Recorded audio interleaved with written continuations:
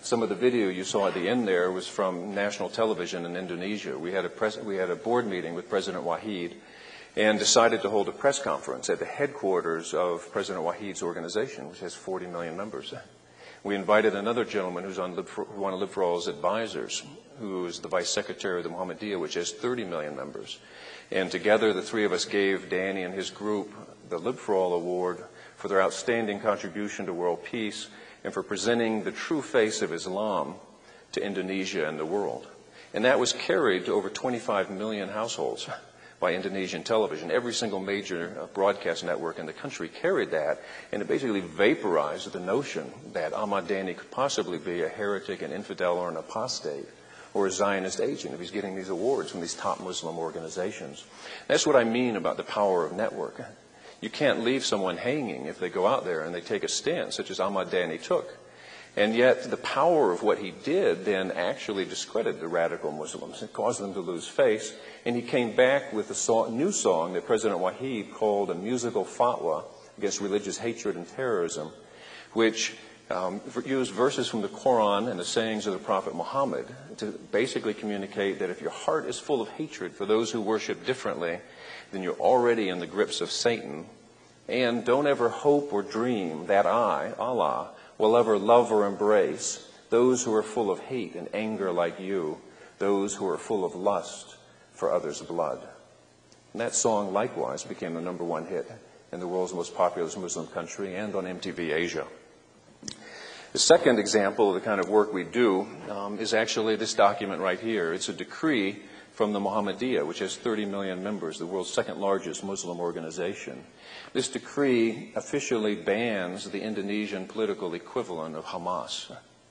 And what produced this decree is this book. You can see, I can point it this way, but I can point it this way too. When you have very powerful Muslim leaders articulating ideas with confidence and with authority, it has a tremendous impact on the environment. When LibForAll Foundation is identifying, what we do is we identify, mobilize, encourage, and support very powerful Muslim leaders who have the confidence in their own Islamicity not to be intimidated by those who are apostles of hate, and whose spiritual and religious authority is so compelling that when you put the hatred in one scale and you put the theology and the spirituality of the Muslim leaders who work with LibForAll Foundation, the other, it's just like this. It should go like this. It's obvious. It's obvious. The third example that I will give you is that we were approached a year ago by Rabbi Abraham Cooper of the Simon Wiesenthal Center shortly after the Iranian Holocaust Denial Conference in Tehran.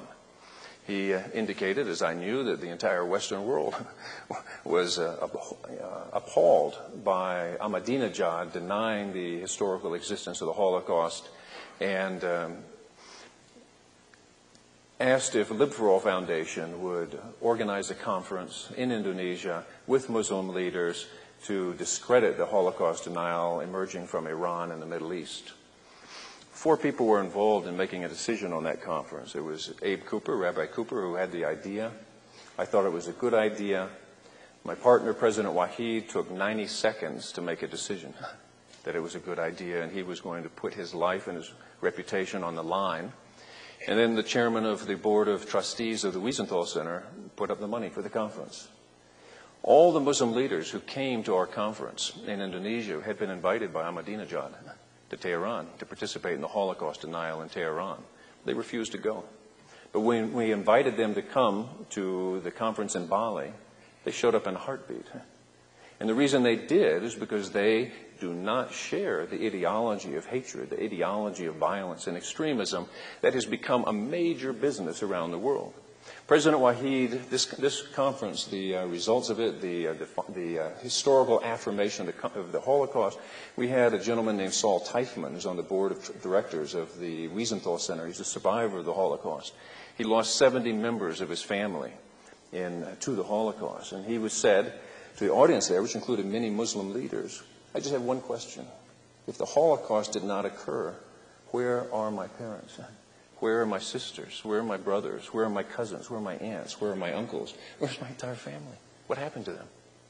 And this was carried on 2 Arab language networks into the Middle East. What LibForAll Foundation does now is tracked by Al Jazeera, because they recognize that we have the power to mobilize Muslim leaders to discredit the ideology of those who are preaching hatred. And interestingly enough, and I'll just conclude my remarks here because I know we'd like to get to a question and answer. I was invited to give a presentation in Washington, D.C. last September during the month of Ramadan, jointly sponsored by a conservative and by a liberal think tank. And LibForAll Foundation, I should say, is we are completely bipartisan. We work with people all across the political spectrum. We work with Europeans. We work with Americans. We work with Arabs. We work with Pakistanis. And the topic of the discussion in Washington, D.C. was, is what LibForAll Foundation is doing so successfully in Indonesia transferable to the rest of the Muslim world? And interestingly enough, Al Jazeera showed up. They answered the question by their presence. They filmed that entire presentation and then asked me to appear the following Monday on a live 1-hour broadcast in Arabic, the equivalent of Larry King Live, during Ramadan at 9 p.m. Some of you may know, in Ramadan, after the fast, after Muslims break the fast, they tend to gather in their homes with their families and watch television. And the subject of this 1-hour talk was, is what is happening in Indonesia with LibForAll Foundation, with President Wahid, of value to the Arab world? They didn't say, is it transferable? They said, is it of value? And before we went live on the air, the host said to me, Holland, I just want to tell you, before we go on air, that last week, every single thing you told us about Islam in Indonesia reminded me completely of the Islam I knew growing up as a child in Marrakesh, Morocco. The presentation was extremely well received, because what LibForAll Foundation does, and the powerful Muslim leaders that we work with, bring Islam away from a politicized understanding of the religion, which is used to build the power and to satisfy the ego and lead to dominance over others. And instead, we call Muslims back to a pluralistic, tolerant, and spiritual understanding of Islam, which the vast majority know in their hearts to be true. We were interviewed, President Wahid and I were interviewed last year by a reporter from Agence France-Presse. And this lady asked, what is LibForAll Foundation's goal? And President Wahid said, our goal is to help ensure the global triumph of a pluralistic and tolerant understanding of Islam. And the reporter threw up her hands and she said, how on earth do you hope to accomplish that? President Wahid smiled and he replied, saying, it's not as difficult as it sounds. All that it really requires is encouraging the vast, silent majority of Muslims to speak up about what they know to be the truth of Islam. I'll conclude my remarks by just reading a statement here that was in an article that was in the Wall Street Journal. The Wall Street Journal referred to this as a seminal article laying out a strategy to defeat the ideology of radical Islam. It's called Right Islam versus Wrong Islam, published by President Wahid in December of 2005. Quote, Muslims themselves can and must propagate an understanding of the right Islam and thereby discredit extremist ideology. Yet to accomplish this task requires the understanding and support of like-minded individuals, organizations, and governments throughout the world. Our goal must be to illuminate the hearts and minds of humanity and offer a compelling alternate vision of Islam, one that banishes the fanatical ideology of hatred to the darkness from which it emerged. Thank you for the opportunity to be here, and we look forward to your questions.